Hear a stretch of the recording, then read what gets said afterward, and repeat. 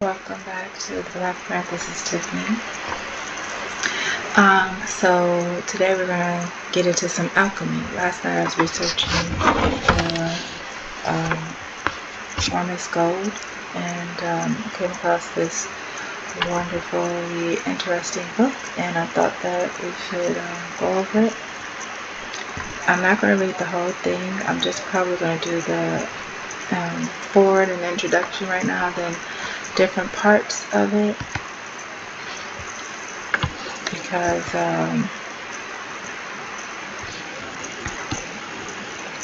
there's certain chapters in here that is that is supporting this other paper that I found, and it looks very interesting, so I just kind of want to go over it. And I will link this book just in case you would like to read it in depth in the description below. Okay, so let's just kind of get right into it. As you can see, this is very interesting. Looking at the table of contents here. Okay, so we're going to start here with the foreword by Dr. Saeed Hossein Nazir.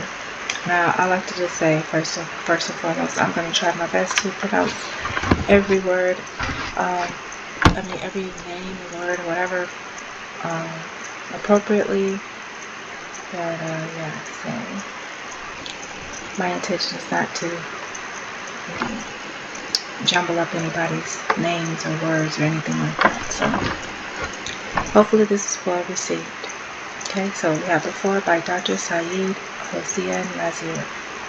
The study of alchemy during the past century in the West has been dominated for the most part by a scientific spirit that is totally impervious to the extra-spatial dimensions of reality and blind to the language of symbolism through which the higher states of being reveal themselves within the matrix of the spatio-temporal world.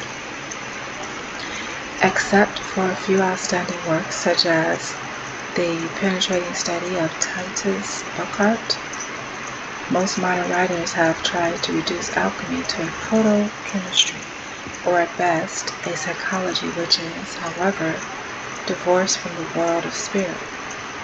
Alchemy is, of course, related to a science of the soul and is inextricably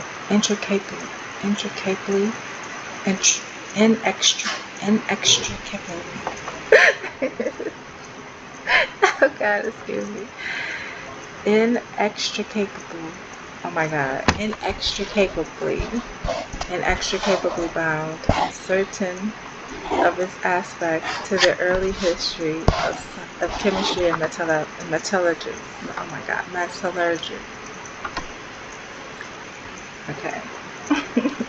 This is going to be hilarious. Okay, but it cannot be reduced to either the study of materials pure and simple or the psyche divorced from pneuma. It is a science that is directly related to the extraspatial and temporal levels of a universal hierarchy, and therefore totally beyond the reach of any of the profane methods employed during the past century in its study. Strangely enough, there has been a great deal of interest in alchemy of late as a result of the appearance of the fissures in the walls of the closed world created by the classical 17th century science and its aftermath. Works on alchemy are now read by a much wider audience than a generation ago, and are no longer confined to either historians or science or occultists. For this very reason, the need for serious treatment of the subject is felt ever more widely. The search for a true understanding of alchemy today is related to the general quest on the part of many well-intentioned people for a rediscovery of tradition and a recovery of a new harmonious relationship with nature. Although many do not realize that the understanding of such cosmological sciences as alchemy is impossible without the light of the metaphysical doctrines of which all cosmological sciences are applications. Alchemy is one of the principal traditional cosmological sciences, cultivated in one form or another in all traditions and societies, at least those of a sedentary nature, for thousands of years before the dawn of recorded history and systemized into a formulated science in Alexandria. China and India at least 2,000 years ago. Formulated science in Alexandria, China, and India at least 2,000 years ago. It is a science of the cosmos and of the soul, related at once to cosmology, the process of spiritual realization, and hence traditional psychology, medicine, metallurgy, chemistry, and also art.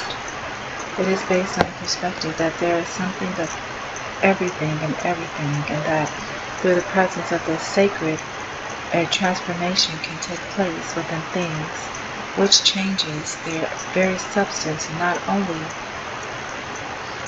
their accidents.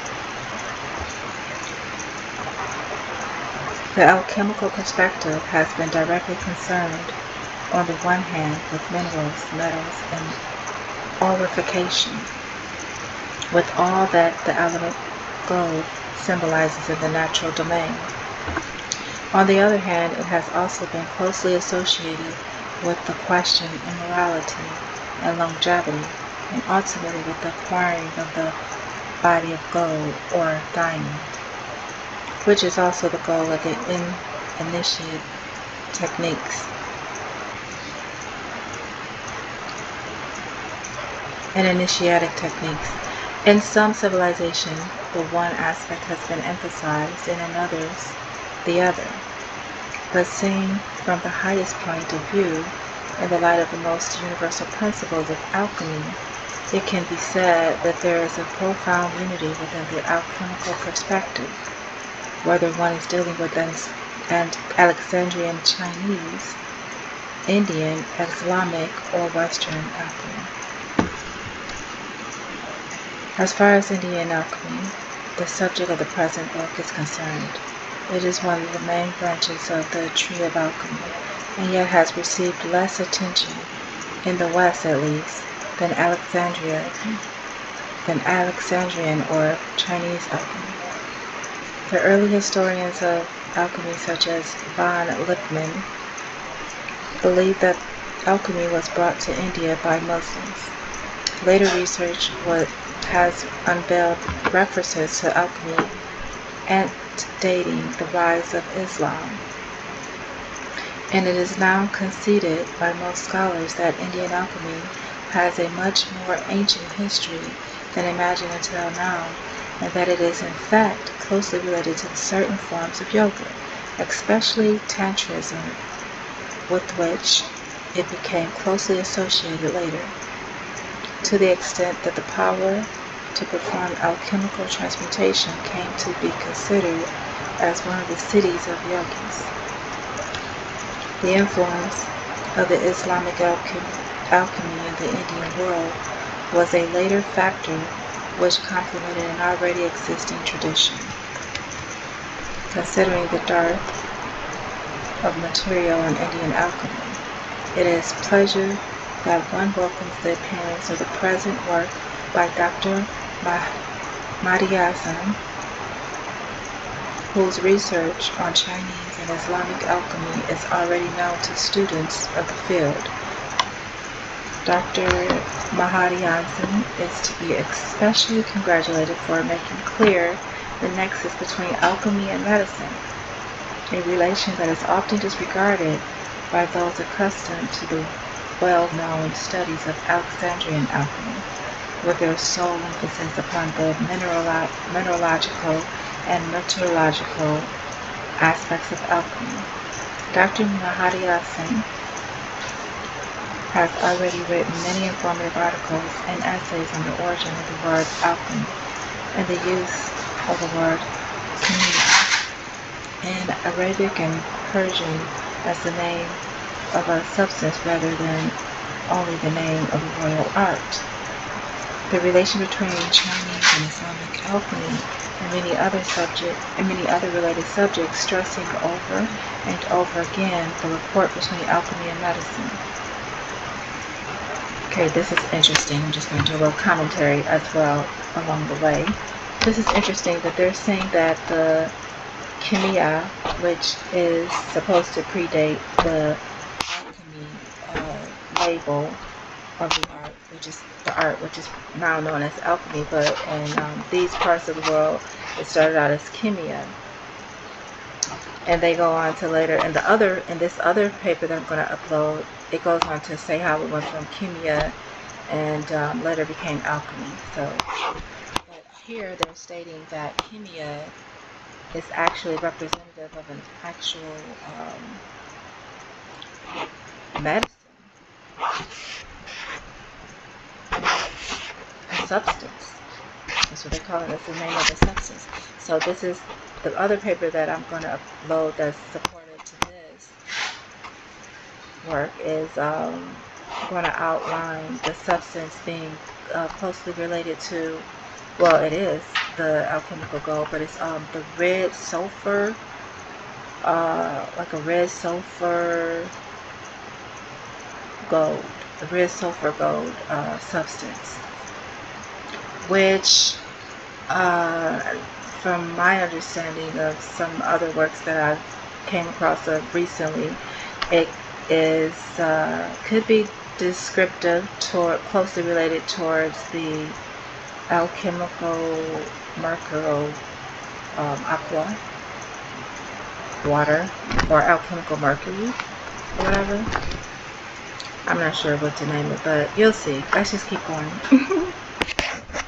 Okay, so it says that he has helped to reestablish the balance that should exist in seeing alchemy as being related to the mineral world on the other hand, and the world of plants on the other, both of course acting as foundations for concerns that ultimately belong to another domain of reality. It is the perspective that Dr. Mahdihassan applied to his study of Rasayana, or Indian alchemy, which he sees essentially as geriatrics and closely bound to the life of ascetics in the wilderness and elderly people left by themselves in remote places.